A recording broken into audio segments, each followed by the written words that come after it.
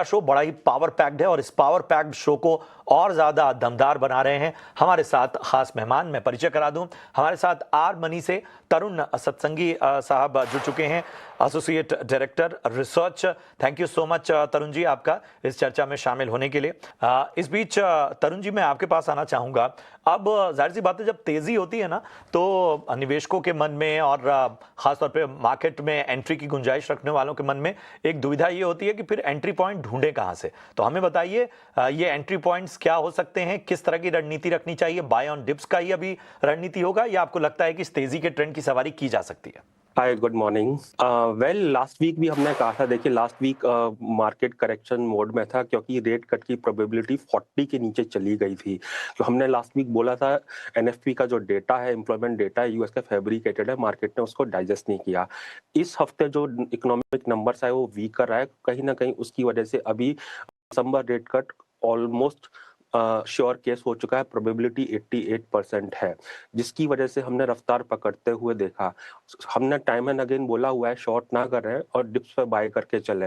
Last week भी हमारा buying का स्टांस था लोअर लेवल पर। अभी देखिए मार्केट ने क्लियर सिग्नल दे दिया, फेड की मीटिंग तक तो तेजी रहेगी रहेगी। साइमल्टेनियसली देखिए जिस तरीके से अभी ये हुआ, उसके बाद में हमने देखा डॉलर इंडेक्स में फिर से गिरावट आई, वो 100 के ऊपर सस्टेन ही नहीं कर पा रहा है। बॉन्ड यील्ड फिर से 4% के नीचे गई। तो इसके साथ साथ एक और नया डेवलपमेंट हुआ है। अभी जो केविन हेसेट है, जो कि ट्रम्प के स्ट्रॉन्ग अलाय हैं, जो कि विटो करते हैं faster pace of rate cut, वो फेड के नेक्स्ट कैंडिडेट के स्ट्रॉन्ग कैंडिडेट के रूप में उभर कर आ रहे हैं। अगर वो आए तो इसका मतलब ये होता है कि गोइंग फॉरवर्ड जो रेट कट है यूएस के अंदर वो फास्टर पेस से होगा, क्योंकि ट्रम्प वही चाहते हैं। सो अल्टीमेटली इसकी वजह से भी सपोर्ट आते हुए मिला है। बाकी जैसा कि केडिया साहब ने कहा, हमने देखा अक्टूबर मंथ के अंदर 660 टन का एक्सपोर्ट हुआ है चाइना से लंदन के लिए। वो हिस्ट्री में रिकॉर्ड था। चाइना का एक्सपोर्ट कर्व करना, चाइना का ऑलरेडी स्ट्रॉन्ग डिमांड है। देन हम देख रहे हैं कि पावर सेक्टर में, डेटा सेंटर में और ग्रीन एनर्जी में काफी यूज हो रहा है। तो इंडस्ट्रियल एप्लीकेशंस इतने बड़े हुए हैं कि सिल्वर की सप्लाई डेफिसिट पिछले 5 साल से है और मुझे नहीं लगता अगले 2-3 साल के अंदर खत्म होने वाला है।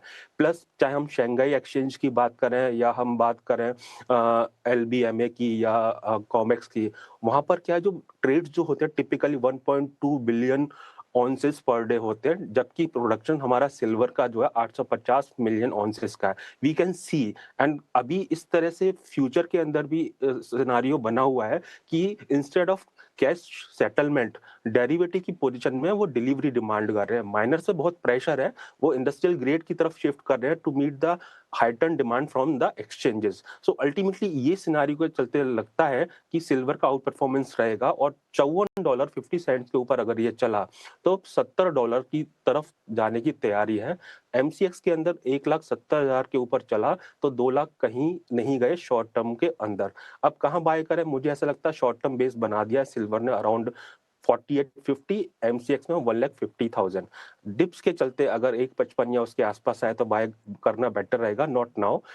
लास्ट वीक या मंडे को अगर बात करते तो शायद वो अच्छे लेवल होते हैं बाय करने के। अभी ऑलरेडी मार्केट ने मूव दे दिया है। गोल्ड के केस में भी कहूंगा 1.22 1.23 के आसपास आएगा तो वो बेटर लेवल होंगे बाय करने के। द मोमेंट 1.28 क्रॉस किया तो गोल्ड भी 1.35 की तरफ चलना चालू कर देगा। इवन कॉमेक्स में भी हमको लगता है अभी 4100 काफी अच्छा नियर टर्म सपोर्ट है। उसके ऊपर प्राइस जब तक है 42-45 इमीडिएट रेजिस्टेंस है, वहां तक तो जाएगा ही।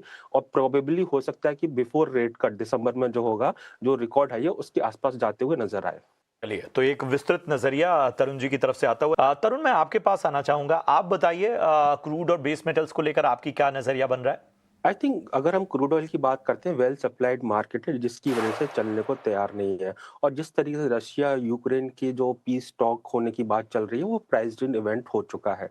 साइमल्टेनियसली देखिए अल्टीमेटली क्रूड मार्केट अभी सरप्लस में है और नेक्स्ट ईयर जो रहेगा सरप्लस वो 4 मिलियन बैरल पर डे से रहेगा। ओपेक प्लस का संडे को मीटिंग है, वो स्टेटस को रखेंगे, उनके पास कोई चारा नहीं बचता। अभी तो हो सकता है शायद उनको प्रोडक्शन कट की बात करनी पड़े अगर उनको प्राइस को फर्दर सपोर्ट करना है तो। एंड अभी जिस तरह से सिनारियो है सेल ऑन राइज का ही काउंटर है। आई थिंक $62 जब तक नाइमेक्स में नहीं चलेगा और $55 जैसा कि अंकित जी ने बताया काफी अच्छा रेजिस्टेंस है, ऊपर नहीं चलेगा, इसमें मेजर रैली नहीं आएगी और सेल ऑन राइज ही एक्चुअली इसमें रहना चाहिए।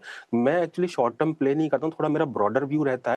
ब्रॉडर व्यू देखो तो मुझे ऐसा लगता है कि ग्रेजुअली $55 ब्रेक करने की तैयारी कर रहा है नाइमेक्स में क्रूड ऑयल और $50 तक आ सकता है। अगर मैं एमसीएक्स की बात करूं तो मेरे को लगता है आने वाले टाइम में 4800 तक प्राइस देखने को मिल सकते हैं। तो इसमें जब भी किसी नेगेटिव न्यूज के पॉजिटिव न्यूज के चलते तेजी आती है, बाय ना करके शॉर्ट साइड में स्विंग ट्रेड के लिए मल्टीपल डेज के लिए ट्रेड करेंगे तो वो बेनिफिशियल रहेगा। चलिए, तो ये है राय आपको क्रूड पर मिलती हुई। तरुण जी, आपकी मसालों पर कुछ कॉल्स बची हुई हैं, जरा बता दें क्या रणनीति होगी।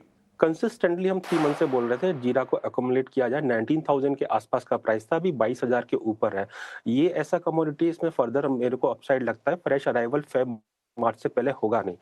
टर्मरिक देखिए अल्टीमेटली 15,500 के आसपास टॉप बना रहा है और 11,000 के आसपास बॉटम बना रहा है, लेकिन ओवरऑल ऐसा लगता है कि नीचे से बाय करने वाला काउंटर है। द मोमेंट 16,000 के ऊपर चलेगा तो 20,000 तक के प्राइस देख सकते हैं। धनिया में हम कंसिस्टेंटली बाइंग साइड में थे 6500 से, आज भी 6% अप है, 10,000 को टेस्ट कर चुका है। गिरावट मिलती है किसी भी कारण से 9,9200, आई थिंक लॉन्ग साइड में जाना बेटर रहेगा।